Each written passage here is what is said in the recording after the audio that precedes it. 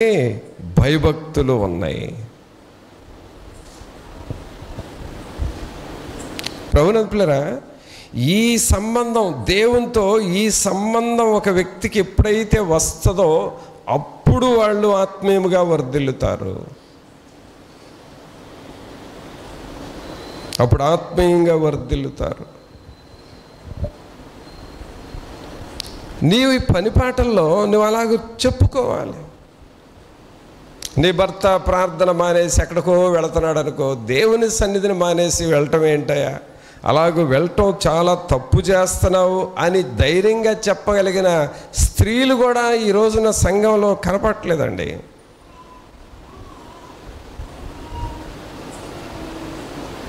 నీ భర్త ఆదివారం ప్రార్థన ఎగరగొట్టి వెళుతుంటే నువ్వు వెళ్ళటానికి వెళ్ళలేదు, దేవుని సన్నిధి కంటే గొప్పదా అని అనగలిగిన వాళ్ళు లేరు. పోనీలే, వెళితే 2 రూపాయలు సంపాదించుకొస్తాడు, పోనీలే అని సమర్థించే స్త్రీలు ఉన్నారు, కానీ దేవుని కోసం ఖండించే స్త్రీలు లేరు.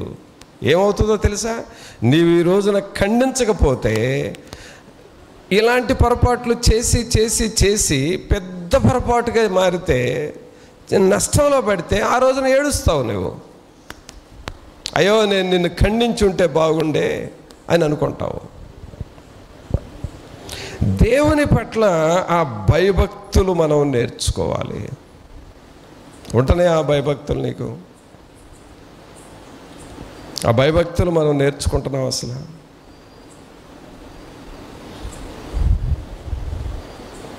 దేవుని యందు భయభక్తులు నేర్చుకున్నవారు అంచెలంచెలుగా ఎదుగుతూ ఉంటారు. ఆ భయభక్తులు లేని వాళ్ళు భయభక్తులు లేనట్టుగానే ఉంటారు. దేవుని వాక్యం ఏముంది, నన్ను ఘనపరచువారిని నేను ఘనపరుస్తా అని ఉంది కదా. నన్ను హీనముగా చూస్తే నేను కూడా మిమ్మల్ని హీనంగా చూస్తా. ఆ భయభక్తులు ఉన్నాయా మనకి?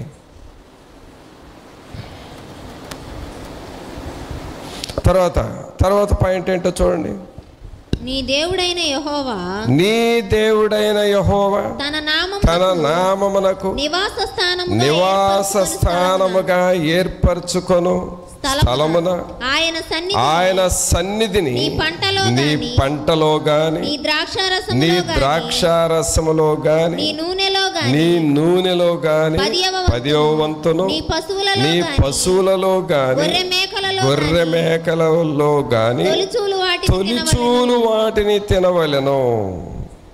ఇక్కడ ఏమంటున్నాడు, నీకు వచ్చే ప్రతి దానిలో 10వ వంతును తీయి. దేవుడు నిన్ను ఆశీర్వదిస్తాడు, దేవుడు నిన్ను దీవిస్తాడు. నీకు వచ్చే ప్రతి దానిలో 10వ వంతును తీయటం నేర్చుకో. అది వాక్యం ప్రియులరా. మనం అలా చేస్తున్నావా, చేయగలుగుతున్నావా? దేవుని దగ్గర ఏమి నేర్చుకుంటున్నాం మనం? మన ఆత్మ వర్ధిల్లాలి అనంటే వాక్యంలో చెప్పిని మనం చెయ్యాలి. అంతేగాని నీకిష్టమైనవి చేసి నీకిష్టము కానివి వదిలేస్తే నీ ఆత్మ అసలు ఏమన్నా వర్ధిల్లుతుందా?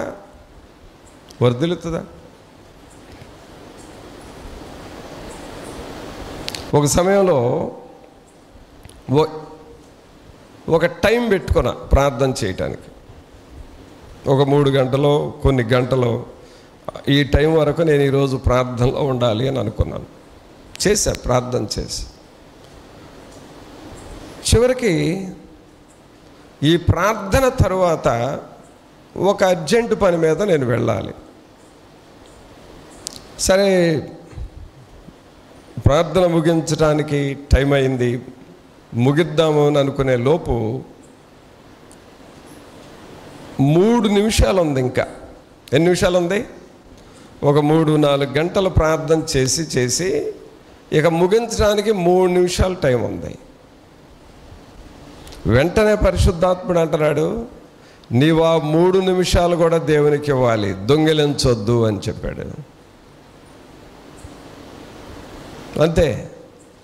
ఆ 3 నిమిషాలు కూడా నేను తగ్గించకూడదని ఆ 3 నిమిషాల కంటే ఇంకా ఎక్కువగా ఒక పావు గంట 3 నిమిషాల కోసం ఇంకొక పావు గంట ఎక్స్ట్రా చేశా. కారణం ఏంటంటే దేవునికి ఇవ్వవలసిన దానిలో ఏమాత్రము నువ్వు తగ్గించకూడదు, ఏమాత్రం తగ్గించకూడదు. ఇప్పుడు మనం తగ్గించేదల్లా ఏంటంటే దేవునికి ఇచ్చేదే మనం ఎగరగొడతాము, దేవునికి ఇచ్చేదే తగ్గిస్తాము. దేవునికి అసలు ఇవ్వాలి అన్న మనసు కూడా మనకు రాదు. ఎలా దీవిస్తాడు దేవుడు? ఊరక నువ్వు రోజు కాసేపు ప్రార్థన చేసుకుంటేనే పెద్ద భక్తి వచ్చింది అనుకుంటున్నావా? నీకు ఏం నేర్చుకుంటున్నాం మనం? అక్కడ ఏమని ఉందండి వాక్యంలో?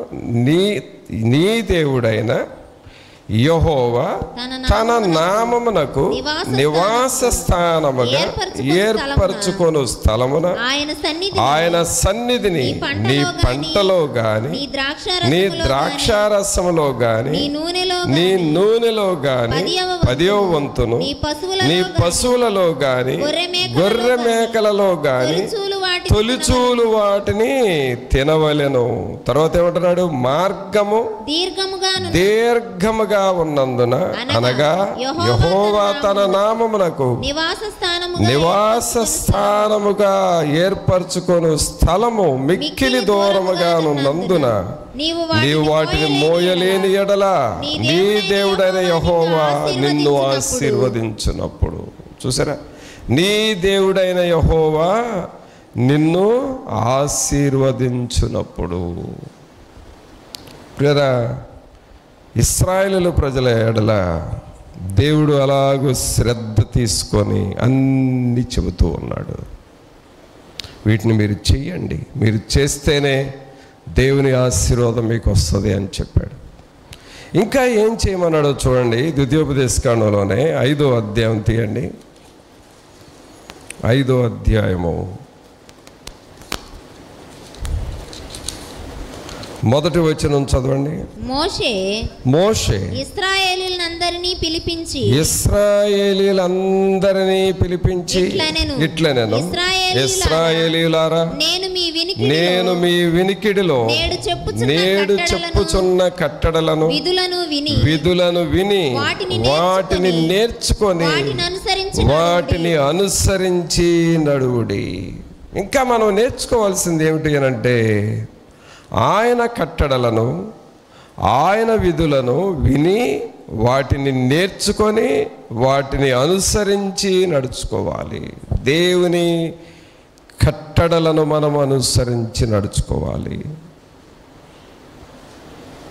దేవుని వాక్యాన్ని మనం నేర్చుకోవాలి. దేవుని వాక్యాన్ని నువ్వు ఎంత నేర్చుకుంటే, అంత లోబడితే అంత దేవుని ఆశీర్వాదం ఉంటుంది నీకు.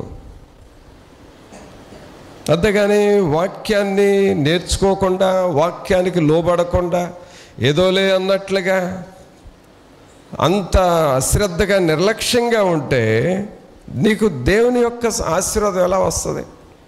అందుకనే ఇశ్రాయేలుతో అంటున్నాడు, ఇశ్రాయేలులారా, మీ వినికిడిలో నేను చెప్పుచున్న కట్టడలను విధులను విని వాటిని నేర్చుకొని వాటిని అనుసరించి నడవండి.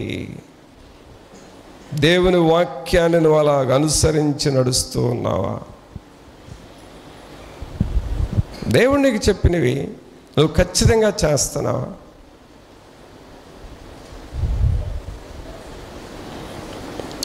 దేవునికి ఒక ప్రత్యేకతను నువ్వు ఇస్తున్నావా? దేవుని సన్నిధిలో ఒక నియమబద్ధముగా ఆయన కట్టడలను మనం గైకొనుచున్నామా? మనల్ని మనం ఎలాగున్నామో పరీక్షించుకోవాలి. మనకల్లా ఎదుటోళ్ళని పరీక్షించడం బాగొచ్చు. ఎదుటోళ్ళ ప్రవర్తన ఏంటో నీకు అర్థమవుతుంది. ఎదుటోళ్ళ భక్తి ఏంటో, వాళ్ళ ప్రార్థన ఏంటో, వాళ్ళు ఆత్మీయ స్థితి ఏంటో ఎదుటోళ్ళ గురించి మాత్రం భలే వచ్చు మనకి. నీ సంగతి ఏంది అని అంటే నాది నాకు అర్థం కావట్లేదు అంటారు. ఎదుటోళ్ళకి తీర్పు తీర్చమంటే తీరుస్తారు. వాళ్ళు ఇంత ప్రార్థన చేస్తారు, ఏం ఉపయోగం? వాళ్ళు ఇంత బైబిల్ చదువుతారు, ఏంటి ఉపయోగం? వాళ్ళు ఇంతకాలం నుండి ప్రార్థనకు వస్తున్నారు, ఏంటి ఉపయోగం? ఎదుటోళ్ళ గురించి చెప్పమంటే చెప్పేస్తారు. నీ సంగతి ఏంటి? నువ్వు కూడా అలాగే వస్తున్నావుగా, నువ్వు కూడా వాళ్ళలాగానే వాక్యం అంటున్నావుగా, నువ్వు కూడా వాళ్ళలాగానే ప్రార్థన చేస్తున్నావుగా, మరి నీ సంగతి ఏంటి? ఎదుటోళ్ళ సంగతి నువ్వు మాట్లాడావు, నీ సంగతి ఏంటి? మరి నీ సంగతి నీకు అర్థం కాదు. నీ విషయంలో నువ్వు గ్రుడ్డి వ్యక్తివి. ఈ గ్రుడ్డితనం పోవాలి అనంటే మన మీద మనం దృష్టి పెట్టాలి. ఎవరి ఆరోగ్యం మీద వారు దృష్టి పెడితేనే వారు ఆరోగ్యంగా ఉంటారు. ఎదుటోళ్ళ ఆరోగ్యం మీద లేక ఎదుటోళ్ళ రోగాల మీద దృష్టి పెడితే నీకేంటి ఉపయోగం? నీ ఆరోగ్యం మీద నువ్వు దృష్టి పెట్టు. నీ జబ్బు పోవటానికి ఏం చేయాలో నీ మీద నువ్వు దృష్టి పెట్టు, అప్పుడు నీకు రోగం తగ్గుతుంది. ఆత్మీయ జీవితం కూడా అలాంటిదే పిల్లరా. నీవెలాగూ సరిచేయబడాలో, నీవు ఏ విషయంలో దిద్దుకోవాలో, ఏ విషయంలో క్షమాపణ కోరుకోవాలో, ఏ విషయంలో దేవునికి ఇవ్వాల్సింది ఇవ్వకుండా ఎగరగొట్టావో, దేవునికి ఏది చెల్లించాలో, దేవునికి ఎంత సమయం ఇవ్వాలో అన్నీ నిన్ను నువ్వు చెక్ చేసుకోవాలి. మనల్ని మనం చెక్ చేసుకోవాలి. అందుకనే వాటిని ఏమంటున్నాడు ఇక్కడ? వాటిని నేర్చుకొని వాటిని అనుసరించి నడవండి. మరి అలాగ మనం నడుద్దామా? పౌలు గారు ఫిలిప్పీ సంఘానికి ఇంకొక మాట రాశాడు, అది కూడా చూద్దాం. ఫిలిప్పీ పత్రిక తీయండి.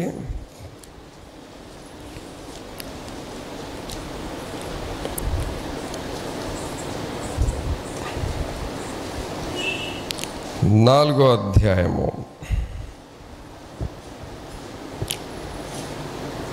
ఫిలిప్పీలకు రాసిన పత్రిక 4వ అధ్యాయము 8వ వచనం చదవండి. మెట్టుకు సహోదరులారా, ఏ యోగ్యత అయినను మెప్పైనను ఉండిన ఎడల ఏవి సత్యమైనవో, ఏవి మాన్యమైనవో, ఏవి న్యాయమైనవో, ఏవి పవిత్రమైనవో, ఏవి రమ్యమైనవో, ఏవి ఖ్యాతి గలవో వాటి మీద ధ్యానముంచుకొనుడి. అక్కడ ద్వితీయోపదేశ ఖండంలోనేమో వాటిని అనుసరించి నడువుడి అన్నాడు. మోషే గారు రాసినప్పుడు వాటిని అనుసరించి నడువుడి అన్నాడు. ఇక్కడ ఏమంటున్నాడు? వాటి మీద ధ్యానముంచుకొనుడి. ధ్యానముంచుకోవటం అంటే రోజు దీనిని గురించి ఆలోచన చేయండి. ప్రతిరోజు నేను వీటిని చేస్తున్నానా లేదా నువ్వు ఆలోచన చేసుకో. ఒక ఆత్మ క్షేమాభివృద్ధిలోనికి రావాలి అనంటే వీటిని గూర్చి మనం ధ్యానం చేయాలి. ఒక దినాన దేవుని స్తుతించి దేవుని ఆరాధన చేయాల్సిన రోజున నువ్వు రాలేదు, ఎగరగొట్టావు. నువ్వు చేయాల్సిన పని ఏంటి? వెంటనే నువ్వు చేయాల్సిన పని ఏంటి? పోతే పోయిందిలేని అనుకుంటే నీ ఆత్మ ఇక అట్లాగే పోతే పోయిందిలేని అన్నట్టుగానే ఉంటుంది. కానీ నువ్వు వెంటనే, ప్రభా ఈ కారణం వల్ల నేను రాలేకపోయాను, నేను మీ సన్నిధిలో గడపాల్సిన సమయం నేను దొంగిలించాను, నన్ను క్షమించు, ఈ సమయాన్ని మరొకసారి నేను నీకు ఇస్తాను, నీకు చెల్లిస్తాను అని నీవు వ్యక్తిగతంగా దేవుని సమయాన్ని ఎంత దొంగిలించావో అంత నువ్వు సమయాన్ని దేవునితో గడుపుతూ ఉంటే, దాని మీద నువ్వు ధ్యాస ఉంచితే, ధ్యానం ఉంచితే, అప్పుడు నువ్వు శ్రేష్టమైన వ్యక్తిగా మారుతావు. అంత జాగ్రత్త ఎవరు తీసుకుంటున్నారండి? ఇప్పుడు ఎవరు తీసుకుంటున్నారు అసలు? అదే ఇక్కడ ఫిలిప్పీ సంఘానికి పౌలు గారు రాశాడు. ఏది శ్రేష్టమైనదో, ఏది సత్యమైనదో, ఏది న్యాయమైనదో, ఏది పవిత్రమైనదో దానిని గురించి ఆలోచన చేసి వాటి మీద ధ్యానం ఉంచండి. నా కుటుంబానికి నేను ఏం చేస్తే మేలు జరుగుతుంది ఆలోచన చేయాలి. నా పిల్లల్ని ఎలాగూ వారిని నడిపిస్తే వాళ్ళు యోగ్యులుగా మారతారు ఆలోచన చెయ్యి.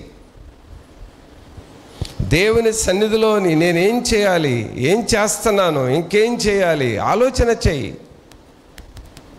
దేవుని పని జరుగుతూ ఉంది, నా పాత్ర ఏంటి, దేవుని పనిలో కొంచెమైనా నేను నా చెయ్యి పెట్టి సహాయం చేస్తున్నానా, కొంచెమైనా ఆ భారాన్ని నేను మోస్తున్నానా, నా వంతుగా నేనేం చేస్తున్నాను ఆలోచన చేస్తున్నావా? దాని మీద ధ్యాస పెట్టావా? దాని మీద ధ్యానం ఉంచావా? ఎప్పుడైతే నువ్వు దేవుని పని మీద ధ్యాస పెట్టి ఆ పనిని చేస్తూ ఉంటావో నీ ఆత్మ వర్ధిల్లుతుంది. దేవుని మీద ధ్యాస లేకపోతే ఇక దేవుడు ఎలాగ చేయగలడు నీకు? ఈ ఫిలిప్పీ సంఘాన్ని అదే ప్రభు హెచ్చరిస్తూ ఉన్నాడు. వాటి మీద ధ్యానముంచుకొనుడి అంటే రోజు ఆలోచన చెయ్యి, రోజు ఆలోచన చెయ్యి. దేవుని పని మీద ధ్యానముంచు. మన మందిరం ఎలా ఉంది, వర్షానికి ఎలా ఉంటుంది, ఎంత తడుస్తుంది, ఎంత తుప్పు పట్టిపోయింది, ఎంత రిపేర్ వచ్చింది, ఏం చేయాలి ఇప్పుడు మనం?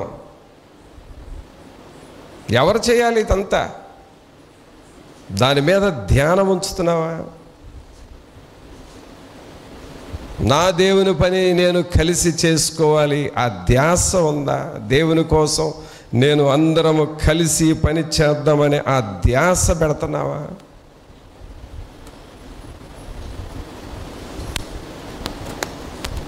ప్రభువేమో నిన్ను పట్టించుకోవాలి, నీకు సహాయపడాలి. దేవుని పని వచ్చేసరికి చిటికిన రేలుతో కూడా నువ్వు ఎందుకు ఉపయోగపడవు? దేవుడేమో నీకు ఉపయోగపడాలి, నువ్వు మాత్రం దేవునికి ఉపయోగపడవు. అది నీ తెలివా? అది నీ తెలివా? నీ వలన ఏంటి దేవునికి ఉపయోగం? నీ వలన ఏంటి దేవునికి మేలు? అసలు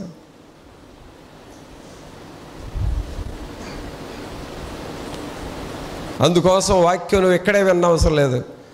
ఎంతోమంది వింటున్నారు ఊర్లో, ఇళ్లలో కూర్చొని, కుర్చీల మీద కూర్చొని, మంచాల మీద పడుకొని వినేవాళ్ళు బోడు మంది ఉంటారు. అలాంటి వాళ్ళలో ఒక వ్యక్తివి నువ్వు అంతే. ఏం ఉపయోగం? దేవుని పని మీద ధ్యాస పెట్టేవా అసలు? ప్రేరా, దానిని బట్టి ఏమర్థం అవుతుందంటే దేవునికి నీవు విలువ ఇవ్వట్లేదు, దేవునికి నువ్వు గౌరవం లేదు. నీకు మాటల భక్తి ఉందేమో కానీ నీకు దేవుని మీద గౌరవం లేదు. నీ క్రియల వలన తెలుస్తుంది అది. పౌలు గారు ఏమంటున్నాడు ఇక్కడ? ఏవి పవిత్రమైనవి, ప్రార్థన మీద దృష్టి లేదు, బైబిల్ చదవటం మీద దృష్టి లేదు, దేవుని పనుల మీద దృష్టి లేదు, దేవుని పనులు ఏమైనా రిపేర్లు వస్తే వాటి మీద దృష్టి లేదు. మరి ఏంటి, దేని మీద దృష్టి పెట్టావు? అక్కడేమంటున్నాడు? 9వ వచనంలో చదవండి. మరియు మీరు నా వలన ఏవి నేర్చుకొని అంగీకరించితిరో, నా యందు ఉన్నట్టుగా ఏవి వింటిరో, ఏవి చూచితిరో అట్టి వాటిని, తర్వాత ఏమన్నాడు? అట్టి వాటిని చేయుడి అని ఉంది. అట్టి వాటిని వినండి అని ఉందా, చేయుడి అని ఉందా? చేయుడి. మరి ఏమన్నా చేస్తున్నావా మనం? ఏమన్నా చేస్తున్నామా? ప్రభువులారా, దేవుని విషయాల్లో మనం వాక్యం వినగానే చాలదు, సరిపోదు. అది దాని ప్రకారం నువ్వు చేయటం నేర్చుకోవాలి. అప్పుడు నీకు జీవం వస్తుంది, అప్పుడు నీకు శక్తి వస్తుంది, అప్పుడు నీ అంతరంగంలో గొప్ప దేవుని సన్నిధిని మనం అనుభవిస్తాం. మరి అలాగూ మనం సిద్ధపడదామా? అలాగూ ప్రార్థనతో మనం సిద్ధపడదామా? అలాగూ దేవుని నువ్వు గౌరవిస్తావా? ప్రార్థన చేసుకుందాం. ఒక్క నిమిషం ప్రభు సన్నిధిలో మన హృదయాలను మనం సరి చేసుకొని, ప్రభా మీ సన్నిధిని, మీ ఆత్మ సహాయము, మీ కృప, మీ కాపుదల మాకు దయచేయండి అని నువ్వు ప్రభువుని అడుగుతావా? దేవుని యందు భయభక్తులు నేను నేర్చుకోవాలి ప్రభా, భయభక్తులు నేర్చుకోవాలి. వాక్యము వినగమానే చాలదది, విన్న వాక్యం ప్రకారం నడుచుకోవాలి. ఆ విన్న వాక్యం ప్రకారం మేము జీవించాలి ప్రభా. వాటి మీద మేము ధ్యానం ఉంచాలి ప్రభా. దేవుని పని మీద మేము ధ్యానం ఉంచాలి. సరైన గ్రహింపు మాకివ్వండి, సరైన ప్రార్థనా జీవితం మాకివ్వండి అని నిన్ను నువ్వు తగ్గించుకుంటావా? ప్రభా, నీవైతే నాకు చాలా ఉపయోగపడుతున్నావు. నా పొలం పంటలకు ఉపయోగపడుతున్నావు, నా నెల జీతానికి ఉపయోగపడుతున్నావు, నా చేతి పనులకు ఉపయోగపడుతున్నావు. నాకైతే నువ్వు చాలా ఉపయోగపడుతున్నావు. కానీ నేనైతే నీకోసం ఏమీ చేయలేని ఒక ఓచ చెయ్యి కలిగిన వ్యక్తిగా ఉన్నానయ్యా. నీకోసం నేనేమి చేయలేని స్థితిలో, వాటిని చేయుడి అని అంటున్నారు కానీ నేను వినుడి అనే అర్థం చేసుకుంటున్నానయ్యా. వినుడి అని అనుకుంటున్నాను, చేయుడి అని ఉంది అక్కడ. ఆ చేసే మనస్సు నాకు లేకుండా పోయింది. నాది కురచ బుద్ధి.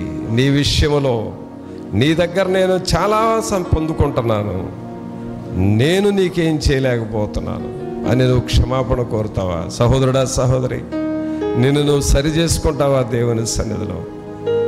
ఏంటి నీ వలన దేవునికి ఏంటి ఉపయోగం? నువ్వేం చేస్తున్నావు దేవుని కోసం? అసలు వాక్యం వినటమే గొప్ప అనుకుంటున్నావా? కేవలం వాక్యం వింటే మరి ఆ వాక్యం నీ హృదయంలోకి వెళితే క్రియారూపం రావాలి కదా. అంటే వాక్యం హృదయంలోకి కూడా వెళ్ళటం లేదా?